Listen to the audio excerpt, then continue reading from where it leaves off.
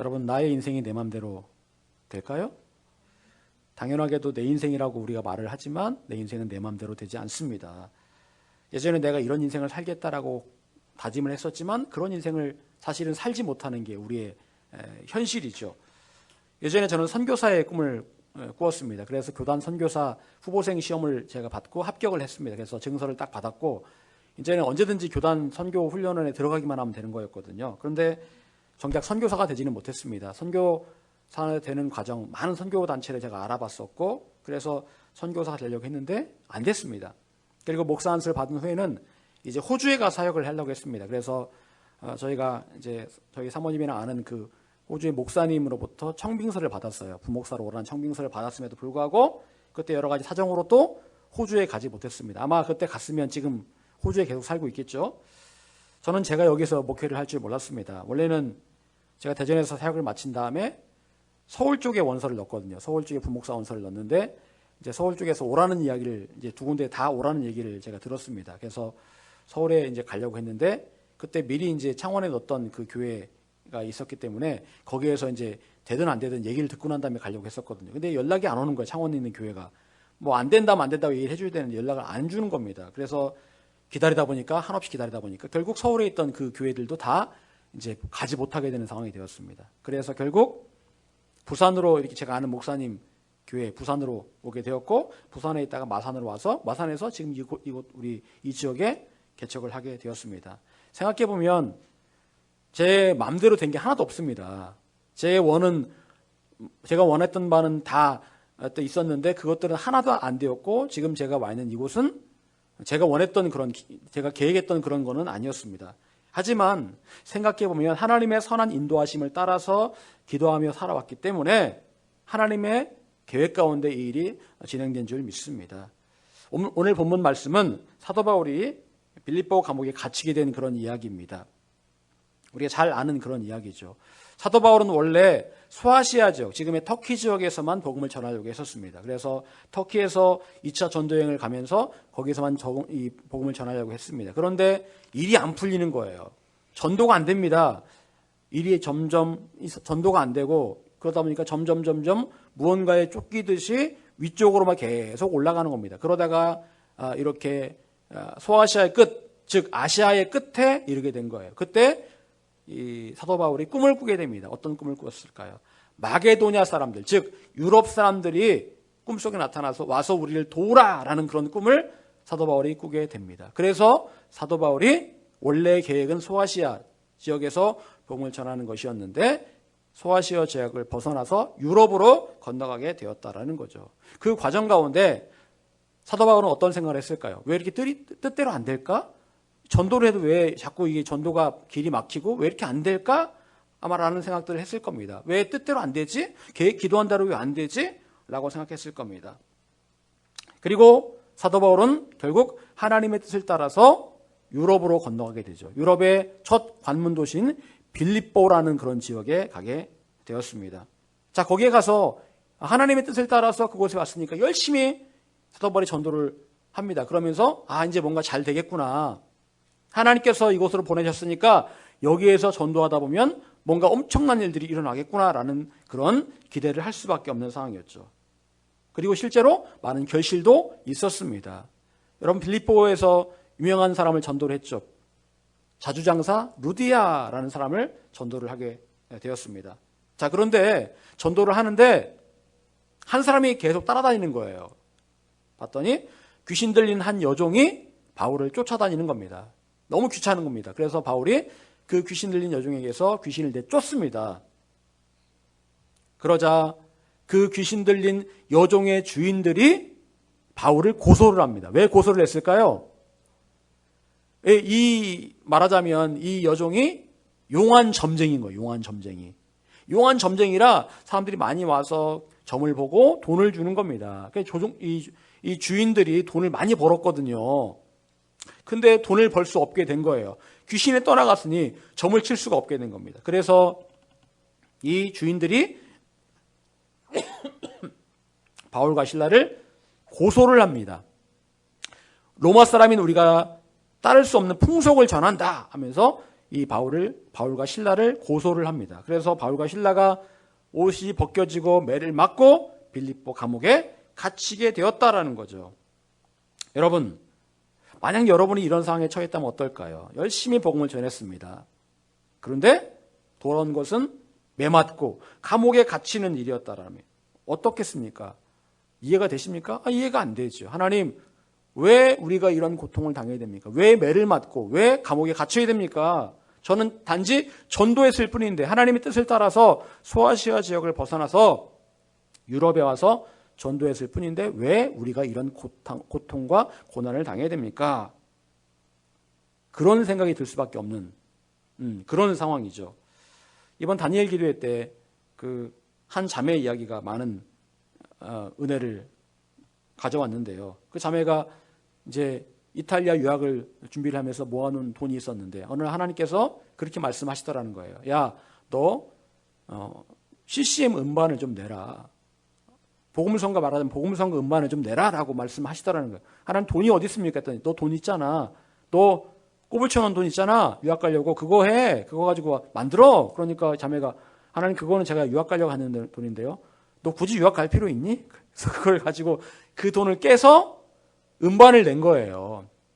음반을 내고 이제 첫집 앨범이 딱 나오는 그날 이제 어머니가 이제 그동안에 지병이 있으셔서 병원에 가서 진단을 받는데 이제 보호자로 따라간 거죠. 근데 의사가 이 자매를 딱 보더니만 이 자매가 이제 여기가 이제 목이 불룩했던 거예요. 그러니까 갑상선에 이상이 있었던 거죠.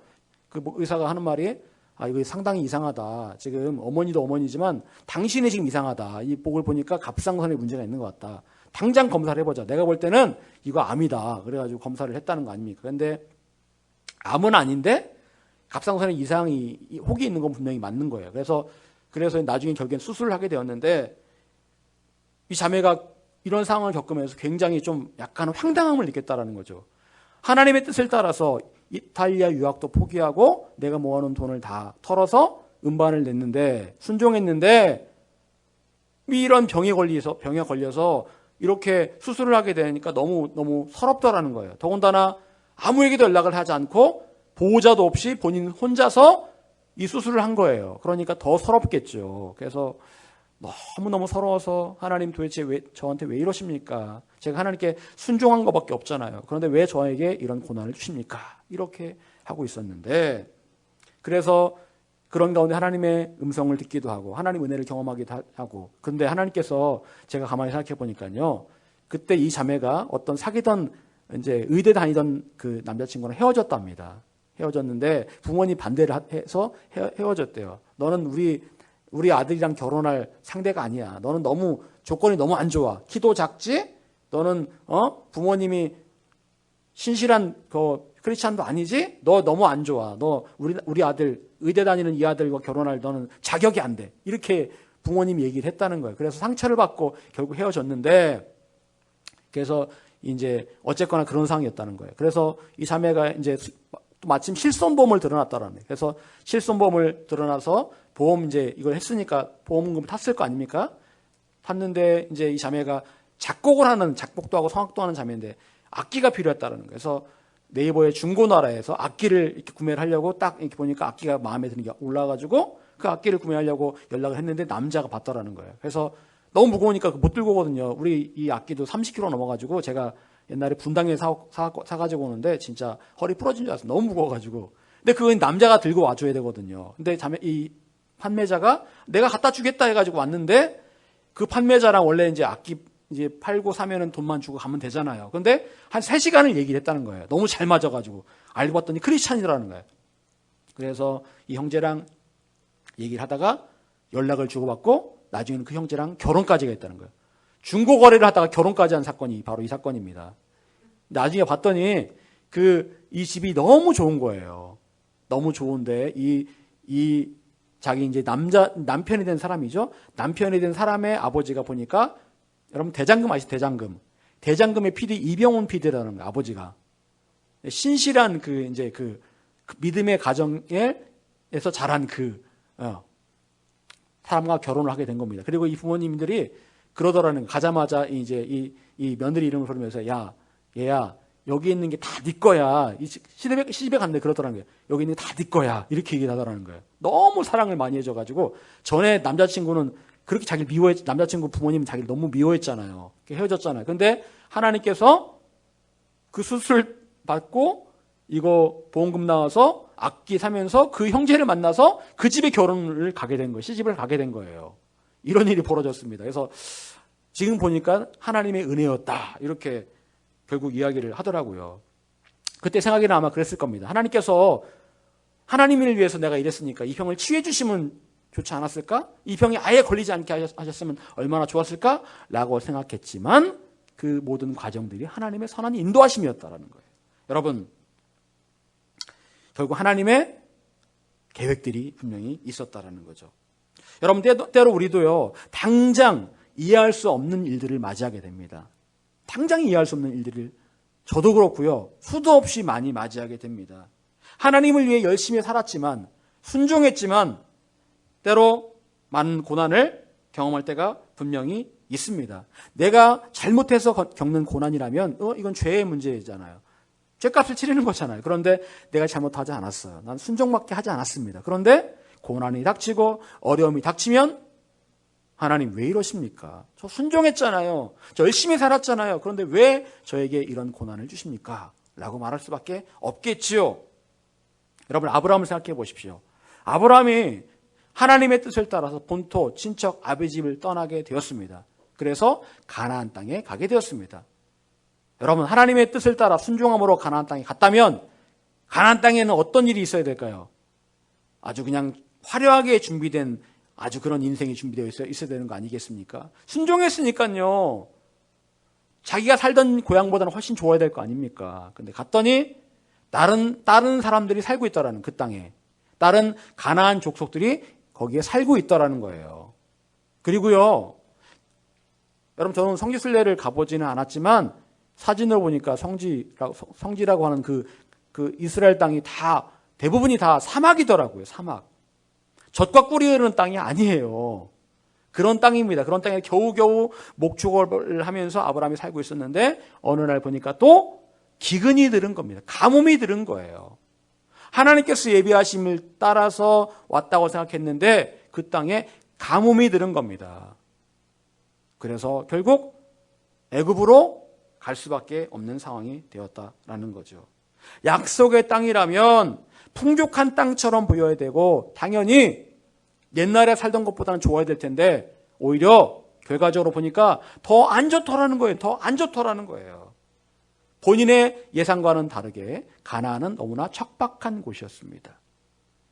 여러분, 지금 바울에게 닥친 위기가 바로 그런 상황이었습니다. 하나님께 순종함으로 빌립보로 왔는데 거기에서 기다리는 것은 매맞고 감옥에 갇히는 일이었습니다. 여러분, 그렇다면 이런 이해할 수 없는 상황, 하나님이 원망스러워지는 상황에서 우리는 어떤 자세를 취해야 될까요? 원망이 자꾸 나오려고 그래요. 불평이 나오려고 합니다. 자, 그럴 때에 우리는 어떤 자세를 취해야 할까요? 여러분, 바울이 정말 믿음의 사람, 하나님께서 정말 바울을 귀하게 사용하시는 사람이라는 것을 우리는 오늘 말씀을 통해서 분명히 다시 한번 확인할 수 있게 됩니다. 한치 앞을 알 수 없는 그런 상황 가운데 모든 것들이 암울하게 느껴지는 감옥 안에서 바울은 어떻게 했을까요? 우리가 이 본문을 수도 없이 많이 읽어보았고 제가 설교도 많이 했었습니다. 바울이 했던 일은 무엇이었습니까? 기도하고 하나님을 찬송하는 일을 했습니다. 이 암울한 상황 가운데, 이해되지 않는 상황 가운데 바울은 기도하고 찬송했습니다. 여러분, 먼저 바울은 기도했습니다. 여러분, 바울의 기도 내용이 어떤 내용이었을까요? 그때 감옥에 갇혀서 어떻게 기도했을까요? 감사합니다. 어떻게 기도했을까요? 또요? 예? 감사했다. 여러분 이런 상황이라면 어떻게 할까요? 여러분이 지금 감옥에 갇혔어요. 어떻게 할 것 같아요? 불평불만. 기도하는데 불평불만. 그렇죠. 또 원망. 또 하나님, 여기 감옥에 빨리 저를 건져주세요. 빨리 구출해 주세요. 제가 왜 감옥에 갇혀 있어야 됩니까? 빨리 구출해 주세요. 아마도 그렇게 기도하겠죠. 여러분이 갑자기 위기가 닥치면 어떻게 기도합니까? 그런 위기 상황 가운데 그 문제를 가지고 기도를 우리가 하잖아요. 그리고 기도 부탁을 하잖아요. 바울과 실라는 그런데 분명히 우리가 예상했던 대로 그렇게 기도하지는 않았을 겁니다. 하나님, 제발 이 감옥에서 우리를 건져주세요. 나갈 수 있도록 해주세요. 그렇게 기도하지 않았다라는 거예요. 이거 어떻게 할 수 있을까요? 나중에 감옥이 옥문이 열려버리고 묶였던 것들이 풀어집니다. 자, 그러면 만약 그렇게 내가 하나님 여기에서 나갈 수 있도록 도와주세요라고 했다면, 그 상황이라면 다 풀려졌을 때 어떻게 했을까요?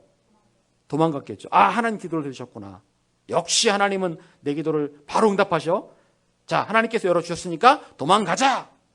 갔을 겁니다. 하지만 바울과 실라는 감옥문이 열렸음에도, 다 풀어졌음에도 불구하고 도망가지 않고 그 자리에 가만히 있었습니다. 즉, 이 문제를 가지고 기도하지 않았다라는 거예요. 여러분, 우리는 문제가 터졌을 때 대부분 그 문제만을 붙들고 문제가 해결되기를 위해 기도합니다. 어떤 문제가 터지면 그 문제를 앞에 놓고 문제가 해결되기만을 위해 기도합니다. 경제적인 문제, 건강의 문제, 자녀의 문제, 그것만 가지고 하나님께 매달려 기도합니다. 하나님, 이걸 제발 해결해 주세요. 그래서 이런 문제를 가지고 철야 기도도 하고 금식 기도도 합니다. 기도원에도 갑니다. 그것이 보통의 모습이에요. 문제를 가지고 갑니다. 하나님 앞에. 그 문제, 지금 내 앞에 있는 그 문제를 가지고. 여러분, 하지만 어려움에 처했든 평소에 기도하든 하나님께서 우리에게 원하시는 기도의 모습은 따로 있습니다. 우리가 어떤 기도의 삶을 살기를 원하실까요? 그것은 바로 성령 안에서 하나님의 뜻을 구하며 기도하는 거예요. 에베소서 6장 18절, 모든 기도와 간구를 하되 항상 성령 안에서 기도하고 이를 위하여 깨어 구하기를 항상 힘쓰며. 어떤 기도 제목이든지 everything, 모든 기도 제목, 모든 간구하는 것들을 할 때마다 어떻게 하라고요? 성령 안에서 기도하라. 그리고 이를 위해서 깨어 구하기를 항상 힘쓰라라고 권면을 하고 있다는 거예요. 여러분, 사도 바울은요, 우리가 항상 언제나 늘 기도하기를 힘써야 되는데, 그 기도하기를 힘쓰는 이게 뭐여야 되냐면 모든 기도와 간구를 하되 항상 성령 안에서 하라는 거예요. 성령 안에서. 다른 의미로 생각해 보자면 많은 성도들이 성령 안에서 기도하는 게 아니고 육신 안에서만 기도하고 있기 때문에 이런 권면을 하고 있는 거예요. 성령 안에서의 기도가 하나님의 뜻하신 기도인데 많은 성도들이 그렇게 하지 못하고 있다는 거예요. 여러분, 대부분의 사람들은요, 육신이 원하는 바를 따라서만 기도합니다. 지금 내 앞에 닥친 그 문제만을 놓고 기도해요. 육신을 따라 기도한다는 게 어떤 기도입니까? 지금 내 눈앞에 필요한 그것만 가지고 생각하면서 기도를 하는 거예요. 하나님 이거 해결해 주세요. 저 아픕니다. 하나님 이거 해결해 주세요. 하나님 이거 지금 돈이 지금 급합니다. 해결해 주세요. 그것만 가지고 기도합니다. 물론 그것도 그런 기도 제목도 물론 필요하죠. 물론 내가 원하는 것들을 구하는 그것도 필요합니다. 하지만 많은 경우 그런 기도만 하고 있다는 거죠. 당장 급한 일만을 생각하면서 매달려 하나님께 떼를 쓰는 거예요. 하나님 주세요. 하나님 주셔야 됩니다. 여러분, 그런데 이렇게 육신 안에서만 기도하는 것은 어떤 결과를 가져올까요? 만약 그 기도대로 응답이 안 되면 어떻게 반응합니까? 그렇죠. 원망하죠. 불평하죠. 하나님 앞에 짜증을 냅니다. 하나님 어떻게 이러실 수가 있습니까? 내가 그렇게 열심히 기도했잖아요. 40일 금식 기도했잖아요. 하나님 작정 기도했잖아요. 하나님 왜 안 들어주세요? 이렇게 기도했는데 왜 안 들어주시는 겁니까? 하나님 저 화가 납니다. 하나님 앞에 저는 발톱에 때만큼도 못한 그런 존재입니까? 그렇게 말할 수밖에 없잖아요. 하나님, 저는 하나님께 관심 대상이 아니군요. 마귀는 뭐라고 말합니까? 너는 하나님께서 너는 기억도 못해. 너는 아무것도 아니야. 아마 그렇게 마귀가 또 속삭일 겁니다. 육신 안에서의 기도는 이런 문제가 있어요. 기도하고 나서도 육신의 안에서만 기도하고 나서도 허무합니다. 그 기도가 응답이 안 되면 굉장히 초조하고 불안하고 분노하고 그럴 수밖에 없다라는 거죠. 여러분, 바울과 실라에게 당장 육신적으로 필요한 일은 지금이라도 빌립보 감옥에서 벗어나는 일이었습니다. 그래서 그 일을 위해 기도하는 것이 급한 일처럼 보였어요. 하지만 바울과 실라의 기도는 그런 육신적인 다급함에서 기인한 기도가 아니었어요. 그 순간에도 바울과 실라가 기도했던 것은 성령 안에서 하나님의 뜻을 따라 구하는 기도였습니다. 하나님, 왜 우리가 이곳에 갇혀 있는지는 모르겠습니다. 하지만 하나님, 하나님의 뜻이 있으시겠죠. 하나님의 뜻대로 인도해 주시옵소서. 하나님의 뜻대로 인도해 주시옵소서. 바울은 성령 안에서 기도하기를 힘썼습니다. 분명히 사도 바울이 이야기하고 있죠. 힘쓰라, 힘쓰라. 이거는 그냥 되어지는 게 아니라는 거예요. 열심히 노력해야 된다는 거예요. 힘을 쓰고 노력하고 그렇게 할 때 우리가 성령 안에서 기도할 수 있다라는 겁니다. 여러분, 기도가 무엇입니까? 기도는 하나님께 떼쓰는 게 아니에요. 떼쓰는 게 아닙니다. 아이처럼 달라고 울며 불며 때만 쓰면 들어주시는 게 기도가 아닙니다. 물론 초신자 때는 들어주실 수도 있어요. 하지만 성장할수록 그렇게 하나님께서 쉽게 때를 쓴다고 들어주시지는 않습니다. 두드리고 찾고 구하는 기도 중요합니다. 예레미야 말씀처럼 부르짖어 기도할 때 크고 비밀한 일을 볼 수 있습니다. 하지만 그 어떤 기도든 간에 중요한 원칙이 있습니다. 그것은 바로 육신적인 욕심으로 기도하지 않는 것이고, 어떤 기도 제목이든 그 기도 제목이 성령 안에서의 기도여야 한다라는 거예요. 나의 기도와 간구에 성령님의 터치와 임재가 있어야 된다는 거예요. 기도할 때 그 기도를 성령께서 터치하시고 성령의 임재 가운데 그 기도가 되어지고 있다는 느낌이 있어야 돼요. 어떻습니까, 여러분? 그런 느낌 있으십니까? 기도할 때마다 나의 기도가 지금 성령 안에서 터치되고 있구나. 임재 가운데 내가 기도하고 있구나. 이게 느껴져야 되는 거예요. 나의 욕심을 가지고 막 그냥 주여! 그런 기도 말고요. 성령의 인도하심, 역사하심의 기도가 되어야 된다는 거죠. 바울과 실라의 기도는 성령 안에서 드려지는 기도였습니다. 바울과 실라는 빌립보 감옥이라는 절망만이 가득한 곳에서 기도했습니다. 아무것도 희망이 보이지 않는 그런 그 빌립보 감옥에서 기도했지만 성령의 임재를 맛보며 기도했습니다. 그리고 그 기도는 하나님의 보좌로 올라가는 금대접에 담긴 향기였어요. 성도의 기도는 향기라고 그랬거든요. 금대접에 받쳐 올라가는 향기라고 그랬거든요. 그 향기가 바로 성령 안에서의 기도를 말하는 거예요. 우리가 어떤 상황에 처해 있든지 여러분의 상황이 다 다르겠죠. 설령 내가 원하는 바대로 일이 진행되지 않을 수도 있습니다. 하지만 우리는 그럼에도 불구하고 성령 안에서 기도하기를 힘써야 됩니다. 성령 안에서 기도할 때 그때 하나님께서 일하시기 시작할 겁니다. 또한 이해할 수 없는 상황에서 바울과 실라는 어떻게 했을까요? 찬송을 드렸다라고 말씀하고 있습니다. 여러분은 이런 상황에서 무엇을 해야 할까요? 매맞고 감옥에 갇혔습니다. 어떻게 될까요? 나는 아무 잘못도 하지 않았는데 복음만 전했을 뿐인데 이유 없이 맞고 감옥에 갇혔다면 어떻게 해야 될까요? 마귀는 이런 상황에서 우리의 마음을 유동시키기를 원합니다. 마귀는 우리가 환경 때문에 하나님께 불평하고 원망하기를 원합니다. 하나님께 화내기를 원해요. 봐라! 네가 아무리 복음 전하고 순종해도 소용없다. 여러분, 하지만 이런 상황에서 하나님께서 우리에게 원하시는 방향은 전혀 다릅니다. 그것은 바로 하나님께 예배하고 찬송하는 거예요. 절망의 순간 가운데, 앞이 보이지 않는 깜깜한 상황 가운데 예배하고 찬송하기를 원하고 계십니다. 하나님을 향한 노래, 하나님의 선하심과 인자하심을 바라보며 하나님만을 높여드리는 그 예배와 찬송을 원하고 계신다라는 거예요. 여러분, 세상의 노래에는 다 이유가 있습니다.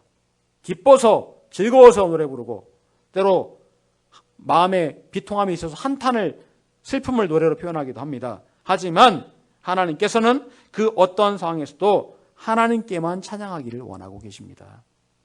바울과 실라가 매맞고 감옥에 갇힌 상황에서 그들은 지금 당장 그들이 처한 현실을 바라보면서 찬송하고 감사할 수 없었을 겁니다. 현실은 찬송하고 감사할 상황이 전혀 아니거든요. 하지만 그들은 어떠한 감사하는 일들 때문에 그를 억지로 떠올려서 감사하고 찬송했던 게 아니에요. 그들의 찬양 제목, 예배의 제목은 바로 하나님 한 분이셨습니다. 하나님의 선하심, 하나님의 인자하심, 하나님의 존귀하심, 그분을 바라보면서 예배하고 찬송했다라는 거죠.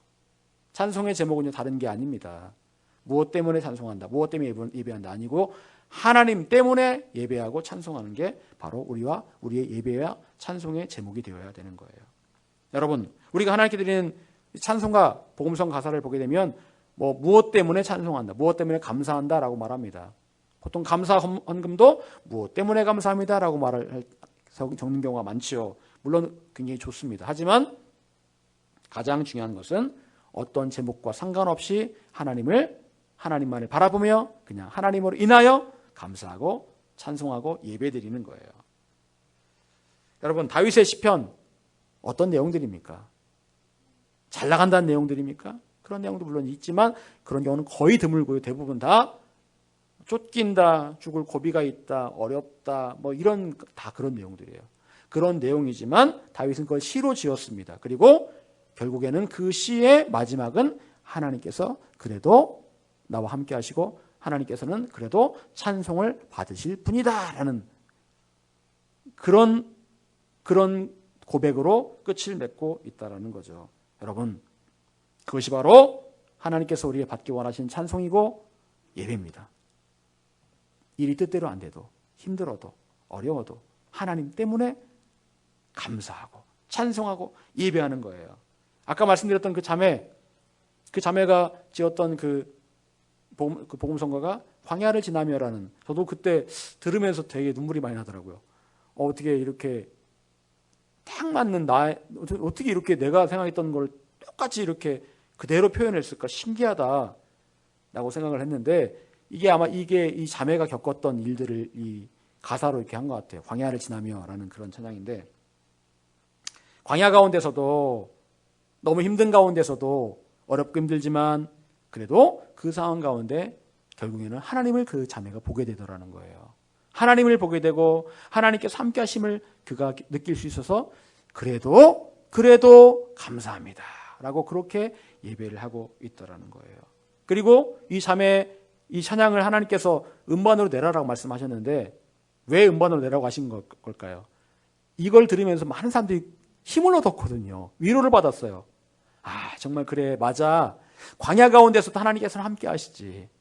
그래, 이 광야를 지나게 하신 것은 하나님의 선한 계획이 있는 것이지. 오히려 하나님을 더 광야 가운데 있지만 하나님을 더 사랑할 수 있는 그런 어떤 간접적인 그런 체험을 이 자매의 찬양을 통해서 할 수 있게 되더라는 거예요. 그래서 하나님께서 그 자매에게 그 찬양을 음반으로 내라라고 말씀을 하셨던 것 같습니다. 여러분, 이해할 수 없는 상황들이 수시로 우리를 찾아옵니다. 하나님께 순종했지만 일이 오히려 더 악화되고 힘들어질 때가 있습니다. 그런 상황에서 많은 사람들은 하나님께로부터 도망치려고 합니다. 회피하려고 해요. 하지만 이런 상황에서도 하나님께서 우리에게 원하시는 모습이 있습니다. 그것은 바로 성령 안에서 먼저 기도하고 간구하기를 힘쓰는 거예요. 이런 기도는 저절로 그렇게 되는 게 아닙니다. 힘써야 돼요. 훈련해야 된다라는 거예요. 하다 보면 됩니다. 하다 보면 돼요. 성령 안에서 기도하기를 힘쓰다 보면 됩니다. 또한 하나님께서는 나의 어떤 환경과 상관없이 하나님의 선하심, 하나님의 인자하심, 하나님만을 바라보며 예배하고 찬송하기를 원하고 계십니다. 하나님의 기쁘시게 하는 찬송과 예배는요, 어떤 이유 때문에 하나님을 예배하고 찬송하는 게 아니에요. 그냥 그 자체로. 여러분, 저번에도 한번 말씀드린 적 있지만 자녀가 부모님께 뭔가를 얻어내려고 합니다. 그때 엄마 아빠 가서 엄마 아빠 앞에 가서 이렇게 막 이렇게 막 재롱을 부리면서 이렇게 재롱을 부린 다음에 뭔가를 얻어내려고 하겠죠. 물론 그렇게 해도 이쁩니다. 그렇게 해도 이뻐요. 하지만 진짜 부모님 입장에서 뭐가 더 의미가 있을까요? 자녀가 와서 그냥 말없이 엄마 아빠를 안아주면서 엄마 아빠 사랑해요 라고 한다면 뭐 달라고 하지 않았음에도 불구하고 부모님 마음은 그래 너 뭐 갖고 싶어? 용돈 필요해? 이렇게 줄 수 있는 거잖아요. 그냥 부모님을 사랑한다는 그 말 한마디에 부모님의 마음이 녹아낼 수도 있는 거예요. 달라고 하지 않아도 그렇게 할 수 있는 거죠. 마찬가지입니다. 하나님 정말 사랑합니다. 어떠한 상황에도 하나님은 선하십니다. 인자하십니다. 라고 하나님을 예배하고 찬송한다면 하나님께서 그러실 거예요. 그래. 네가 나를 감동시키는구나. 내가 너에게 뭘 해줄고 내가 너에게 뭘 해주면 좋겠니? 이렇게 물어보실 거예요. 사랑하는 여러분, 늘 성령 안에서 기도하고 간구하기를 힘쓰시길 바랍니다. 또 하나님이 어떤 분인지를 생각하면서 하나님을 찬송하고 또 하나님께 예배하는 삶을 살아가시기를 축원합니다. 그렇게 할 때 하나님께서 여러분 가운데 놀라운 일들을 행하실 것을 믿으시기를 간절히 축원합니다.